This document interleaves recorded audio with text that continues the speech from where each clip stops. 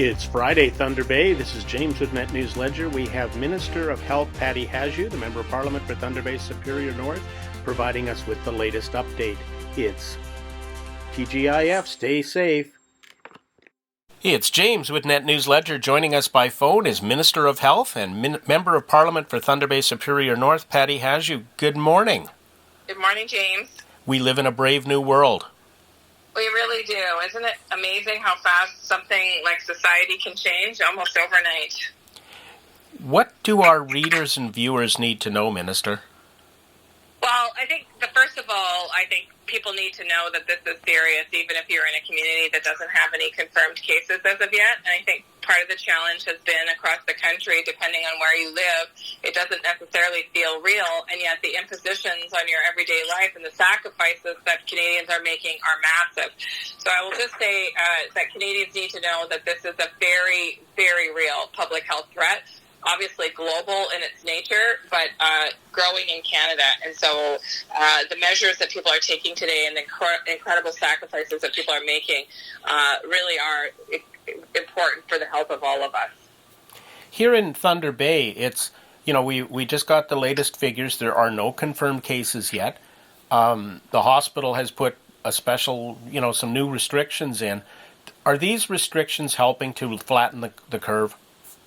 It's hard to tell yet how the various different measures that we're taking across the country, including nationally and provincially and locally, how they're flattening the curve. Our numbers continue to rise in Canada, but it's too early to tell. We have what's called disease modelers at Health Canada that are working very closely with provincial counterparts to assess all of those measures and determine from a disease modeling place where we're going and where we might be if we hadn't taken these measures, and what other measures we could take if we don't see any kind of change in those curves. Listen, the curve is really important because all that means is we're trying to avoid a large number of people getting sick all at once, which would overwhelm our healthcare system and drive up our death rate as people struggle to support those people who are the most seriously ill with the disease. The one issue that people are finding, the Government of Canada has come in with a very large level of support for small business, for families, for everyone. What do people need to know? Is there anything you need to share with us? Well, the measures are, the most important one is the individual. I think they're all important, but the one that I think most Canadians will be able to tap into is called the Canada Emergency Response Benefit. This is a taxable benefit of $2,000 a month, up to 4 months, and it's for workers who have to stop working due to COVID-19 for any reason, really, whether they're sick, quarantined, taking care of someone who's sick, working parents who have to stay home without pay to care for children that are, not in school, workers who have still have their job but they're not being paid and they're furloughed or laid off without pay. Other people, wage earners, self-employed individuals, including contract workers who wouldn't otherwise be eligible for EI. This is really trying to make sure that everyone in Canada has a basic amount that they can rely on through this crisis, and everybody can apply for this benefit, everybody who's eligible, through the web portal that will be available early April, and there will also be an automated telephone line or a toll-free number for people. And so people can continue to check canada.ca for information on how to do that.